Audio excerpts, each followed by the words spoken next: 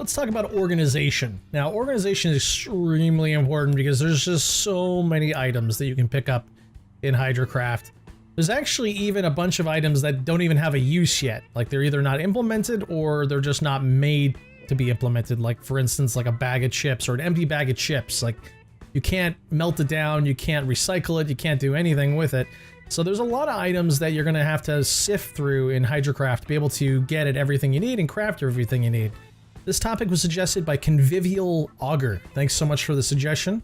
So let's go ahead and talk about how I organize it. Now there's lots of different ways you can do this. You probably have your own way of doing it, but the way I do it is I like to have one of these large containers, and it could be any large container that you want. And what I do is I pile everything I've looted into here first. So this is kind of like the drop-off box. Like I just throw everything in there. That way I don't have to worry about it, I can enjoy playing the game, and then once it's chore time, then I come back and I then organize it. Once you feel the need to organize everything that you looted, it's time to then kind of put it in a way that allows you to get at items really easily. Now you can pick between either, you can pick between a method between either like making it easy to put stuff away or making it easier to pull stuff out. For me, I prefer to be able to make it easier to pull stuff out of a box. So what I've done here is I have two sets of what looks like 24 crates. And I have like a little divider or something that will stop me from walking. You can see I'm trying to walk south, but this table is stopping me from walking that way. And I put them right next to each other, 12 on each side.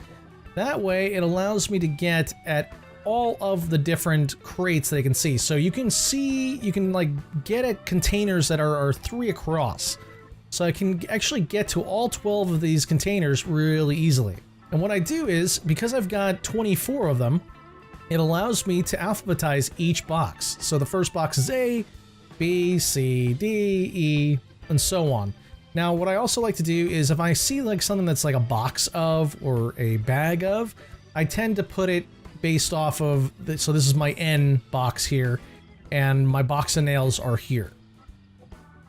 Now there are lots of stuff that may be too heavy, so I have another grouping of 24 crates where I'll put everything that's like pretty heavy. It's not alphabetized or anything like that, but it does make it so that if I want to go shoot some pistols, all my pistol bullets and any pistol rounds that I have free, as well as all the pistols that I've collected, are all right here in one box. Same with the shotgun and all the other items. So definitely stuff that's heavy needs to have its own set of crates, because what will happen is you'll eventually run out of space in each one of these crates. I think S is pretty full. Yeah, so it's at 56 out of 65. So this is where I organize everything after pulling it from my Dropbox and then making it so that I can easily get at these items when I need a specific item. Once I've spent a lot of time with the Hydrocraft related stuff, it's now time to take the items out and put them in their designated areas. So for instance, all my electronic related stuff is right here. So I have all my batteries, I have all the processing stuff, as well as some of the tools that are necessary, as well as all the components, all in one place. And as you can see, I continually use this 3 structure of items. So like the workbenches themselves are actually as good as a crate.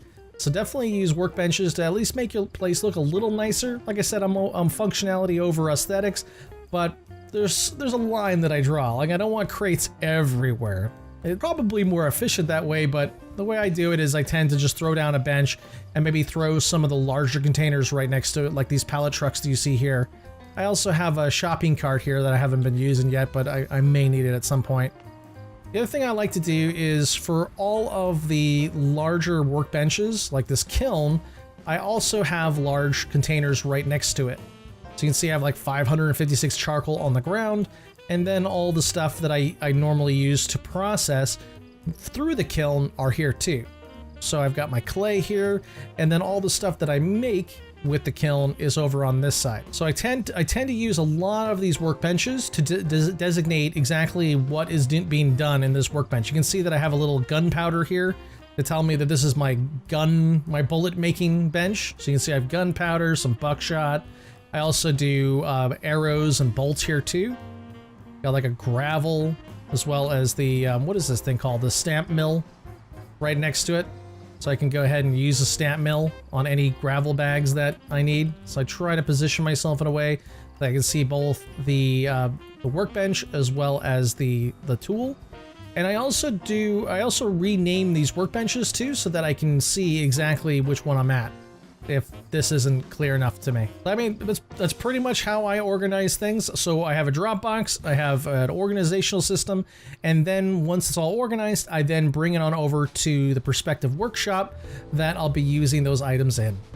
Alrighty folks, that's all I got to say about organization. If you've got other organizational styles that you want to share with us, please go and throw them in the comment section below. See you in the next episode.